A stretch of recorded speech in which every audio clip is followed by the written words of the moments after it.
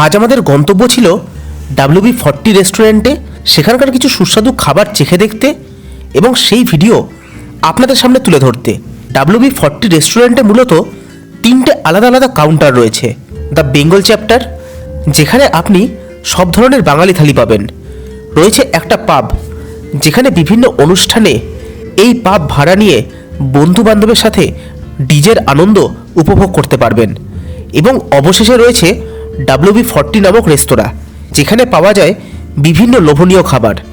আর এই লোভনীয় খাবারগুলোর মধ্যে অন্যতম হলো মান্ডি। আর আজ আপনাদের সামনে আমরা পেশ করতে চলেছি মিক্সড আরাবিয়ান মান্ডি, যেখানে তন্দুরি চিকেনের সঙ্গে থাকবে 3 রকমের grilled chicken item, fish fry থেকে শুরু করে মাটনের আইটেম, এবং শেষ পাতে থাকবে সুন্দর একটা রায়তা। আর এই সম্পূর্ণ ডিশটার দাম হলো 1449 টাকা। তাহলে চলুন ভিডিওটা শুরু করা যাক। মিক্সড আরাবিয়ান মান্ডিতে আমরা প্রথম যেটা ট্রাই করলাম সেটা হলো চিকেন বারবিকিউ। বেশ বড়সড় সাইজের 1 পিস চিকেন বারবিকিউ, যেটার ভিতরটা সুসেদ্ধ এবং হালকা স্মোকি ফ্লেভার বারবিকিউটার স্বাদ বহু গুণ বাড়িয়ে দিচ্ছিল।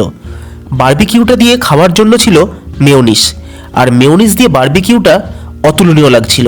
এরপর আমরা ট্রাই করলাম ফিশ ফ্রাই। বাসা মাছ দিয়ে তৈরি ফিশ ফ্রাইয়ের ব্রেড ক্রাম্বটা ছাড়িয়ে দেখলাম মাছটা কিন্তু বেশ ফ্রেশ, আর মুখে দিয়ে বুঝলাম বাসা মাছের জবরদস্ত একটা স্বাদ রয়েছে ফিশ ফ্রাইটাতে। সব মিলিয়ে ফিশ ফ্রাইটা ছিল জাস্ট অসাধারণ।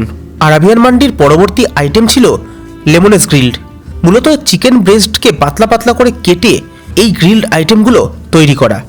একটা কামড় দিয়ে দেখলাম আইটেমটাতে একটা স্মোকি ফ্লেভার রয়েছে, সঙ্গে চিকেনটা একদম ফ্রেশ এবং সুসেদ্ধ। এরপর আমরা খেয়ে দেখলাম টার্কিশ গ্রিলড। এটার মধ্যেও একটা স্মোকি ফ্লেভার আছে, সঙ্গে মাংসের দুর্দান্ত সফটনেস। এই আইটেমটার মধ্যে হালকা একটু টক টক ভাব কিন্তু ছিল। এক কথায় আইটেমটা খেতে কিন্তু বেশ ভালোই ছিল। এরপর চিকেন কাঠি কাবাবের পালা। যেহেতু কাবাব, তাই একটা স্মোকি ফ্লেভার যে থাকবে সেটাই বলাই বাহুল্য। তবে শুধু স্মোকি ফ্লেভার না, সঙ্গে কাবাবের যে ইউনিক স্বাদ সেটাও কিন্তু এর মধ্যে ভরে ভরে ছিল। সত্যি কথা বলতে বারবিকিউ চিকেন থেকে শুরু করে কাঠি কাবাব, চিকেনের প্রত্যেকটা আইটেমে স্মোকি ফ্লেভারটা কমন থাকলেও প্রত্যেকটা আইটেমের আলাদা আলাদা টেস্ট কিন্তু ছিল। এরপর মেন কোর্সের আইটেমে ছিল মশালা রাইস। আমার প্রথমে এটাকে পোলাও বলে মনে হলেও পরে রেস্টুরেন্ট কর্তৃপক্ষ বলল এটা আরাবিয়ান মশালা রাইস। আর এই রাইসের সঙ্গে খাওয়ার জন্য ছিল আরাবিয়ান মাটন। এই আরাবিয়ান মাটনটা দেখতে আমাদের বাঙালি বাড়িতে তৈরি মাটনের মতো না, কিছুটা সাদা সাদা। আর স্বাদের কথা বলতে গেলে মাটনটা বেশ ঝালঝাল হলেও মাটনটাতে নুন অতিরিক্ত বেশি। আর শুধু মাটনটাতেই না, প্রত্যেকটা আইটেমেই নুন কিন্তু বেশ বেশি ছিল। তাই আপনাদের উদ্দেশ্যে বলা, যদি আপনারা এই মান্ডি খেতে যান তাহলে নুন একটু কম দিতে বলবেন প্রত্যেকটা আইটেমে। আরাবিয়ান মশলা রাইসটা কিছুটা পোলাও আর কিছুটা বিরিয়ানির স্বাদের মিশ্রণ। প্রচুর পরিমাণে ড্রাই ফ্রুটস থেকে শুরু করে ঘি দিয়ে ভরপুর এই রাইসের স্বাদ কিন্তু একদম অন্যরকম। আর এই মশলা রাইসটাতে নুনের পরিমাণ তুলনামূলকভাবে কম থাকায় মাটনের সাথে এই রাইসের কম্বিনেশনটা কিন্তু বেশ যাচ্ছিল। সাধারণত আরাবিয়ান ডিশ বেশ রিচ হয়, আর এইরকম একটা রিচ খাবার খাওয়ার পর এইরকম এক বাটি সুস্বাদু রায়তার খুব দরকার ছিল।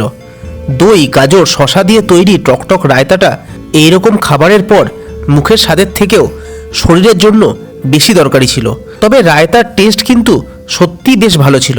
তাহলে আজকের ভিডিও এখানেই শেষ করছি। ভিডিওটা কেমন লাগলো জানাবেন। দেখা হচ্ছে আগামী ভিডিওতে এরকমই খাবারের গল্প নিয়ে।